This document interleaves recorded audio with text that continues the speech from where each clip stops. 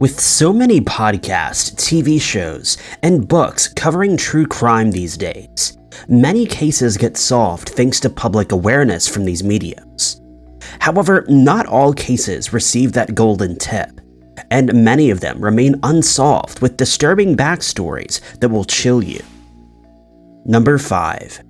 Amy Rowe was described as a shy and quiet woman who loved the outdoors and was always looking to improve her fitness. When not working as a personal trainer, Amy liked to run and take photographs and even hoped to compete in the 2000 Olympics. In 1996, Amy married Steve Bechtel, and the two enjoyed wedded bliss. But that bliss would not last long, and just after a year of their marriage, Amy would disappear in what has become one of Wyoming's most disturbing unsolved cases. On July 24, 1997, Amy left her home in Lander, Wyoming. She and Steve had recently bought a new house in Lander, and they loved the city because of its rough terrain and outdoor space. Amy wasn't the only sporty one. While her chosen sport was running, her husband Steve enjoyed rock climbing. The two loved to spend quality time outdoors, which ultimately brought them closer together. On July 24th, Amy headed out to the Wind River Fitness Center to teach a class while Steve went out rock climbing. Amy finished her class and had a list of errands she needed to run to get the new house ready. She called the gas company and the phone company, and after finishing work, she headed out to the Camera Connection Store and Gallery 331. Greg Wagner, the owner of Gallery 331, would be the last person to ever see Amy alive. Amy left his store at around 2:30 p.m., and this is when her case turns into a real-life horror story. Steve returned from rock climbing at about 4:30 p.m. and visited the neighbors for a while. He knew that Amy had planned to run along Loop Road in the Shoshone National Forest in preparation for a 10K run that was coming up in the summer, and he wasn't worried that Amy hadn't returned yet. However, by 11 p.m., Steve knew that something was very wrong, so he picked up the phone and contacted the Fremont County Sheriff's Office to officially report his wife missing. The Fremont County Sheriff's Office immediately responded to the incident and began retracing Amy's steps. They headed down to Loop Road, hoping to find an injured Amy somewhere along the track, but there was no sign of her. By the early morning hours, dozens of volunteers and search and rescuers had arrived at the scene. While Amy has never been found, searchers did find her car the next morning. Her white Toyota hatchback had been abandoned along Loop Road, and her sunglasses, to-do list, and car keys were inside. The only thing missing from the car was Amy and her wallet. Investigators continued to comb through the forests and came across a vital clue, a shoe print. Unfortunately, this shoe print was destroyed before it could ever be processed, as evidence and investigators cannot be certain whether it belonged to Amy. While a team of officers were in the Shoshone National Forest, another team had been sent to the Bechtel home, where they made another disturbing discovery. Steve had kept diaries with entries about harming women and Amy. He claimed that these were lyrics for his band and had nothing to do with Amy's disappearance. Those who knew Amy let investigators in on a secret. During their marriage, Steve had been extremely controlling, and Amy's behavior changed whenever she was around him. These diary entries made Steve the prime suspect, but no physical evidence was ever obtained to prove his guilt. Steve quickly lawyered up and refused to cooperate and take a polygraph test.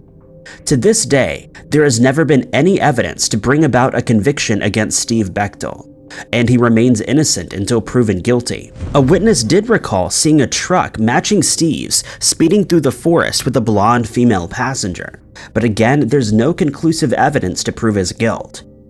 After Amy's disappearance, Steve got into a new relationship, and the new couple remained in the home that he and Amy had just purchased. Amy Bechtel remains missing, and her remaining friends and family are stuck in a real-life horror story.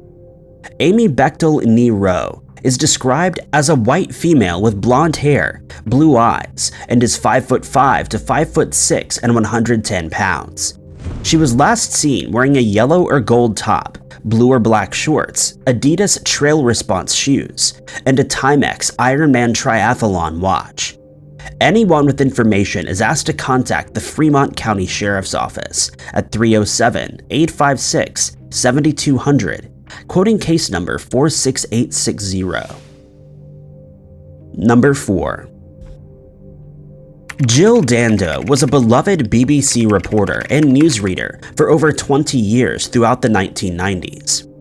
Jill was a familiar face on British TV, and her kind, easygoing nature garnered her many accolades and fans. It's easy to see why Jill was loved by so many, but how did she end up deceased on the steps of her front door?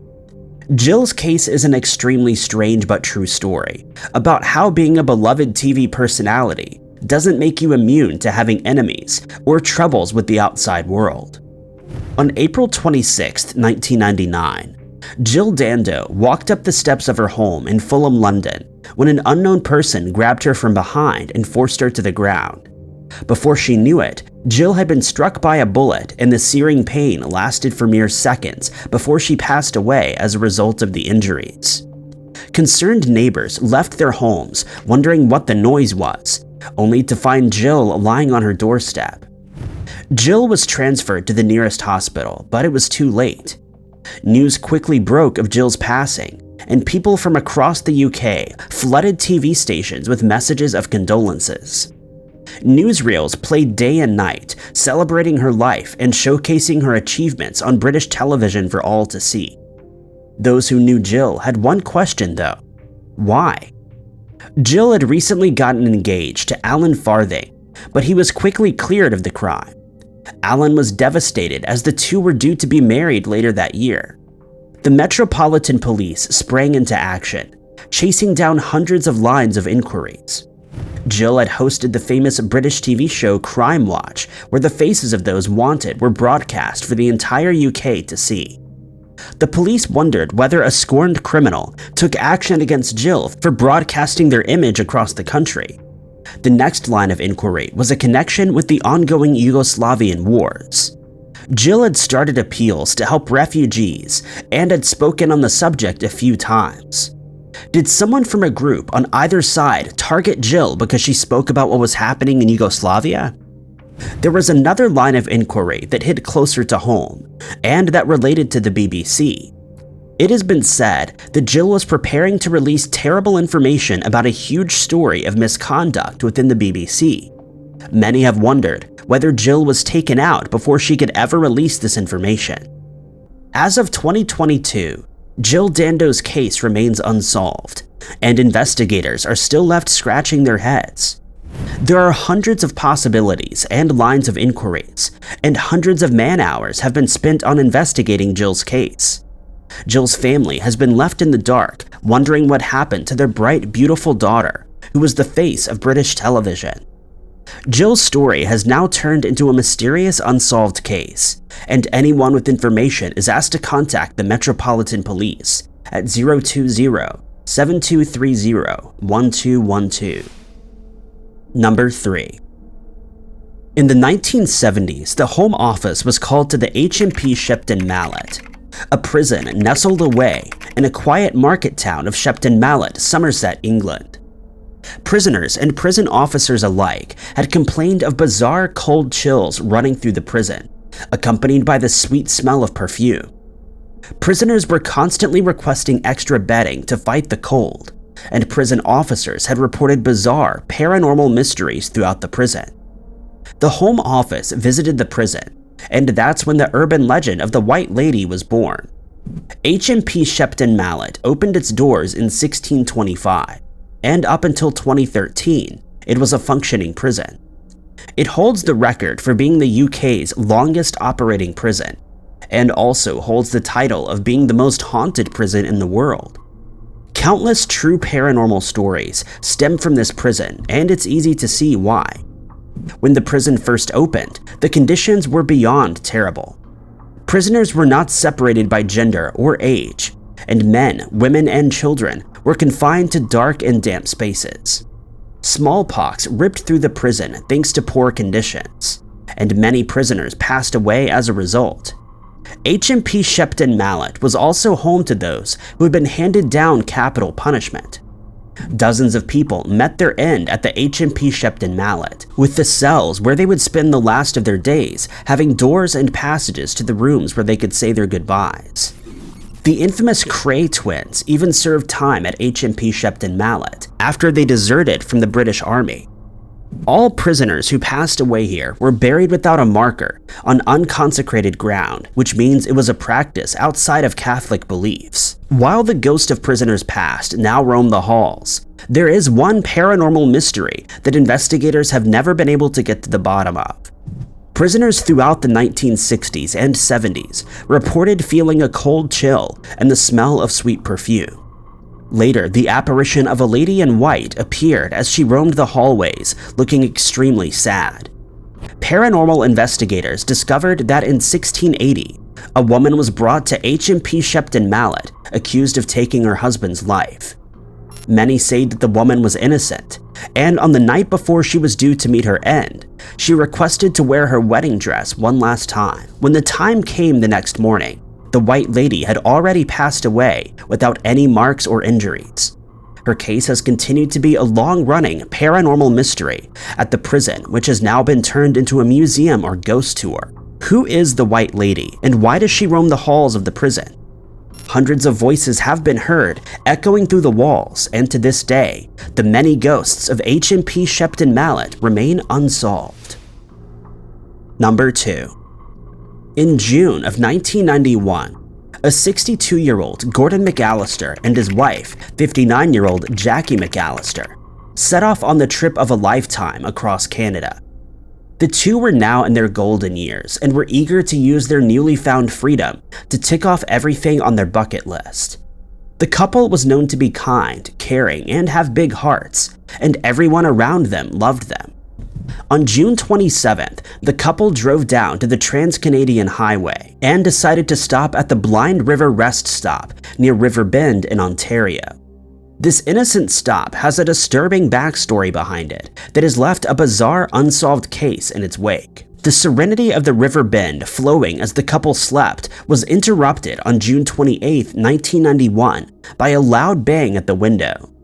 Jackie and Gordon had bought a camper and were spending their first few nights on the road. At around 1 a.m., the pair heard a loud banging on their door and were greeted by a man claiming to be a police officer. The McAllisters were the only ones at the Blind River stop at the time, and the knock came as quite a surprise. The surprise quickly changed as the demeanor of the supposed police officer changed too. He was not a police officer, but a criminal. He instructed the pair to hand over all of their valuables, and that once he was done, he was going to get rid of them. The two begged for their lives, but the perpetrator's mind was already made up. After ransacking the camper, the perpetrator took the life of Jackie, but Gordon was able to make a daring escape. Soon after, a passing motorist, Brian Donald Major, was driving past the rest stop when he saw the commotion and was fatally injured as he tried to intervene. Gordon hid underneath the camper until the man had left, and then began driving, not realizing he had also been injured. Gordon's erratic driving caught the attention of passing motorists, and he and Jackie were transferred to the nearest hospital. Unfortunately, Jackie did not survive, but Gordon was able to recover from his injuries. Gordon and Jackie were both robbed of the chance to celebrate their 39th anniversary, and Gordon was now determined to get justice. Gordon has looked through hundreds of mugshots and recollected the crime many times, but so far, no one has ever been caught. There have been a few suspects, but no forensic evidence to match them to this creepy unsolved case. A composite sketch was created and circulated far and wide, but still nobody has ever been arrested in connection with these attacks. Gordon McAllister passed away in 2014, never knowing who took away his beloved wife. Gordon and Jackie's families are still fighting for justice, and anyone with information is asked to contact the Canadian Crime Stoppers Association at 1-800-222-8477. Number 1. Unfortunately, there isn't a whole lot of information about 24-year-old Samantha Lee Kent, and the only information there is about her disappearance. 24-year-old Samantha was your average young woman living in Anchorage, Alaska. She was known to be a dancer at PJ's Bar in Anchorage and was working on getting her life together and finding herself. Shortly before she disappeared, Samantha's father passed away, and she was waiting on a $5,000 inheritance check. The money would have given Samantha the boost that she needed, but unfortunately, she would never cash it in. Samantha's case has continued to baffle investigators and has become one of Alaska's most bizarre yet most unknown cases. According to reports, Samantha was last seen in Anchorage, Alaska on November 1st, 1993. The relationship Samantha had with her parents is unknown. However, investigators do know that she was close with her aunt and uncle. Samantha's aunt and uncle knew that she would be receiving the inheritance and hoped it would give her the boost she needed. In the weeks before she disappeared, Samantha talked about a possible trip to Hawaii with the person she only described as a generous benefactor. She didn't talk to her family in detail about this trip, and the person she was due to travel with remains unknown. The alarm wasn't raised until several days later when Samantha's landlady reported her missing after not seeing her or receiving rent.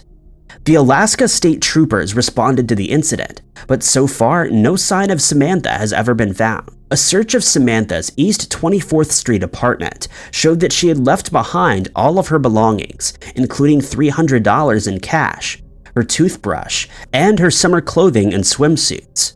Investigators believe that it's unlikely that Samantha went to Hawaii, and they believe that foul play is likely. Samantha's family is desperate for answers and justice, and want to know what happened to their loved one. Samantha Lee Kent is described as a white female with blonde hair, green eyes, 5'3" and 105 pounds. She has multiple scars on her lower back and a scar on the inside of her left knee. She also has a large flesh-colored mole below her hairline on the left side.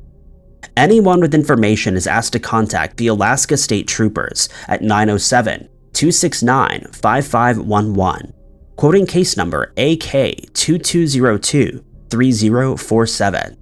Thank you guys so much for watching. If you liked this video, be sure to hit that like button.